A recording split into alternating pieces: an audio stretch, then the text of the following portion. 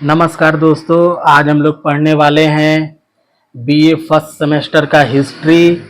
आज हम लोग जो है तिलक मांझी भागलपुर विश्वविद्यालय भागलपुर का जो भी बीए फर्स्ट प्रथम सेमेस्टर में पूछे गए ऑब्जेक्टिव प्रश्न है यानी वस्तुनिष्ठ प्रश्न है, उसको आज हम लोग जो है कंप्लीट करने वाले हैं। इससे पहले और भी सारे विश्वविद्यालय के जो भी ऑब्जेक्टिव टाइप के प्रश्न हैं जो पिछले साल पूछे गए हैं, प्रीवियस ईयर के क्वेश्चन, उसको मैंने कंप्लीट कर दिया है।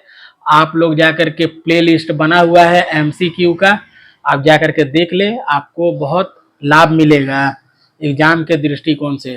तो आज हम लोग जो है तिलक मांझी भागलपुर विश्वविद्यालय भागलपुर का जो भी वस्तुनिष्ठ प्रश्न पूछे गए हैं उसको जो है आज हम लोग कंप्लीट करने वाले हैं, जो कि टोटल प्रश्न है वो 10 है और अंक अगर बोले तो 20 अंक का जो है ऑब्जेक्टिव पूछा जाता है, जो कि बहुत महत्वपूर्ण होता है। अधिक से अधिक अंक प्राप्त करने में जो है वस्तुनिष्ठ प्रश्न यानी एमसीक्यू का बहुत बड़ा योगदान है। तो आइए हम लोग शुरू करते हैं। जो हमारा पहला प्रश्न है कि महाभारत की रचना किस भाषा में हुई है। तो देखिए, महाभारत का जो रचना है, महाभारत का रचना या रामायण का रचना, ठीक है, ये दोनों जो है संस्कृत भाषा में हुआ है। तो ऑप्शन ए हमारा सही हो जाएगा, ऑप्शन ए संस्कृत। ठीक है, महाभारत की रचना या रामायण की रचना, महाभारत और रामायण दोनों की रचना जो है वो संस्कृत भाषा में हुई है।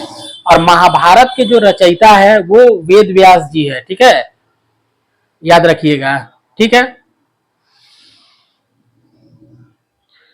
उसके बाद देखिए, आर्यभट्ट किस काल के प्रसिद्ध गणितज्ञ और नक्षत्र शास्त्री थे। तो गुप्त काल का, ऑप्शन बी हमारा हो जाएगा गुप्त काल का। याद रखिएगा, आर्यभट्ट जी का जो संबंध है वो गुप्त काल से इनका संबंध है, याद रखिएगा। और एक इंपॉर्टेंट बता दे रहे हैं, कालिदास जी का भी संबंध गुप्त काल से है। ठीक है, याद रखिएगा। और एक बात और मैं बता देता हूं, चाणक्य जी का संबंध किससे है, तो मौर्य काल से। ये कुछ इंपॉर्टेंट फैक्ट है, इसको आप लोगों को जानकारी प्राप्त रखना चाहिए। ऑब्जेक्टिव टाइप के क्वेश्चन अगर कहीं से भी घुरा दे तो आप लोग जो है आसानी से प्रश्नों को कर सके। ठीक है, तो फिलहाल हम लोग जानेंगे कि आर्यभट्ट जी का जो संबंध है वो गुप्त काल से है और कालिदास जी का भी संबंध, याद रखिएगा, गुप्त काल से है। ठीक है, उसके बाद देखिए अगला प्रश्न, भारत का राष्ट्र वाक्य सत्यमेव जयते कहां से लिया गया है।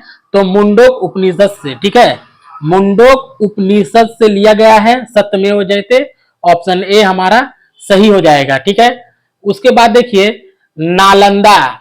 ठीक है, नालंदा महाविहार की स्थापना किसने की, तो ऑप्शन बी हो जाएगा हमारा कुमार गुप्त प्रथम के द्वारा।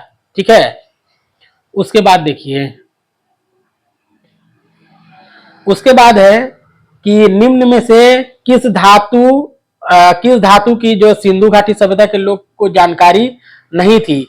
तो सिंधु घाटी जो सभ्यता है, पहले उसके बारे में हम लोग जानते हैं। सिंधु घाटी जो सभ्यता है वो पूर्ण रूप से कांस युगीन थी, यानी कि कांसा वाला जो युग है ये। ठीक है, ठीक है, ये लोग कांसा से परिचित थे। ठीक है, ठीक है, कांसा से परिचित थे, यानी कहने का मतलब है कि सिंधु घाटी सभ्यता कांस युगीन सभ्यता थी। ठीक है, ये लोग सोने से परिचित थे, ये लोग चांदी से परिचित थे, ये लोग तांबा से परिचित थे, किंतु याद रखिएगा ये लोग जो है लोहा से परिचित नहीं थे। ऑप्शन डी हमारा सही हो जाएगा, लोहा से। लोहा के बारे में अत्यधिक मात्रा में जो लोग परिचित होते हैं वो है हमारा महाजन पद वाला काल, यानी कि 6वीं शताब्दी के आसपास लोग जो है यूं कहें कि उत्तर वैदिक काल का जब अंतिम समय आता है तो उस समय लोग जो है लोहा से अत्यधिक मात्रा में परिचित होते हैं और लोहे के बदौलत जो है शक्तिशाली साम्राज्यों का उदय होता है। ठीक है, तो जो सिंधु घाटी के सभ्यता के लोग हैं वो जो है लोहे से परिचित नहीं थे। और भी इंपॉर्टेंट फैक्ट्स को जान लीजिए कि सिंधु घाटी सभ्यता पूर्ण रूप से शहरी सभ्यता है। ठीक है, पूर्ण रूप से जो है नगरीय सभ्यता है। नगरीय बोले या शहरी बोले बात एक ही है, पूर्ण रूप से शहरी सभ्यता है, पूर्ण रूप से नगरीय सभ्यता है, ठीक है। और ये जो पूर्ण रूप से है कांस्य युगीन सभ्यता है, सिंधु घाटी सभ्यता है, ठीक है। यहां तक क्लियर है। लोहे से ये लोग परिचित नहीं थे, ठीक है। उसके बाद देखिए, उसके बाद एक फैक्ट और जान लीजिए, वैदिक काल, ठीक है। वैदिक जो सभ्यता है वो क्या है? वैदिक सभ्यता पूर्ण रूप से ग्रामीण सभ्यता थी, ठीक है। सिंधु घाटी सभ्यता शहरी सभ्यता, वैदिक सभ्यता ग्रामीण सभ्यता, ठीक है, क्लियर। उसके बाद देखिए, ऋग वैदिक काल के लोग किस देवी देवता के पूजा करते थे? तो ऋग वैदिक काल के जो भी लोग हैं वे इंद्र की पूजा करते थे, अग्नि की पूजा करते थे, सोम की पूजा करते थे, विष्णु की पूजा करते थे। तो ऑप्शन ए हमारा सही हो जाएगा, विष्णु जी, ठीक है। और ऋग वैदिक काल क्यों कहा गया है? ठीक है, वैदिक काल को दो भाग में बांटा गया, एक पूर्व वैदिक काल और एक है उत्तर वैदिक काल। पूर्व वैदिक काल यानी कि ऋग वैदिक काल भी हम लोग बोलते हैं। ऋग वैदिक काल इसलिए बोला जाता है क्योंकि ऋग वेद की रचना इसी काल में होती है। बाद का जो टोटल हमारे 4 वेद है, तो ऋग वैदिक काल यानी पूर्व वैदिक काल में जो है ऋग्वेद की रचना होती है, और उत्तर वैदिक काल में अंतिम जो 3 जो हमारा वेद है, साम वेद, यजुर्वेद, अथर्ववेद, उसकी रचना जो है उत्तर वैदिक काल में होती है। इसीलिए इस काल को हम लोग ऋग वैदिक काल के भी नाम से जानते हैं, क्योंकि ऋग वैदिक काल की रचना इसी काल में होती है, पूर्व वैदिक काल में। इसीलिए हम लोग इसको ऋग वैदिक काल के भी नाम से जानते हैं। यहां तक क्लियर है। उसके बाद देखिए, किस ग्रंथ में ज्योमेट्री एवं गणित के विषय में जानकारी मिलती है? तो सुलभ सूत्र में, ऑप्शन ए हमारा सही हो जाएगा, ठीक है। उसके बाद देखिए, बौद्ध धर्म के त्रिरत्न कौन से हैं? तो बौद्ध धर्म के त्रिरत्न हो जाएंगे बुद्ध, धम्म और संघ। बुद्ध, धम्म और संघ, तो तीनों सही है, ठीक है। तो इनमें सभी हो जाएगा, ऑप्शन डी हमारा सही हो जाएगा। उसके बाद देखिए, ब्रह्म स्फुट सिद्धांत की रचना किसने की?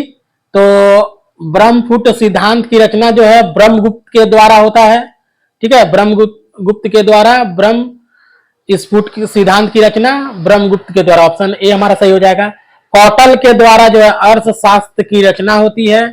आर्यभट्ट जो है, आर्यभट्टिका, ठीक है, या शून्य की खोज इन्होंने ही की, आर्यभट्ट ने, ठीक है। और आर्यभट्ट का संबंध जो है वो, आर्यभट्ट का जो संबंध है वो कहां से है? तो गुप्त काल से है। कौटिल्य का संबंध मौर्य काल से है, ठीक है। मौर्य काल से भी है, नंदवंश से भी है, ठीक है।